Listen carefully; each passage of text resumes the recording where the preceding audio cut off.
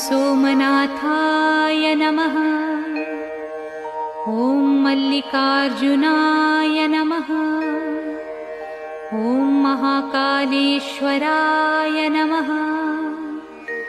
ॐ ओंकारेश्वराय नमः। ॐ वैद्यनाथाय नमः।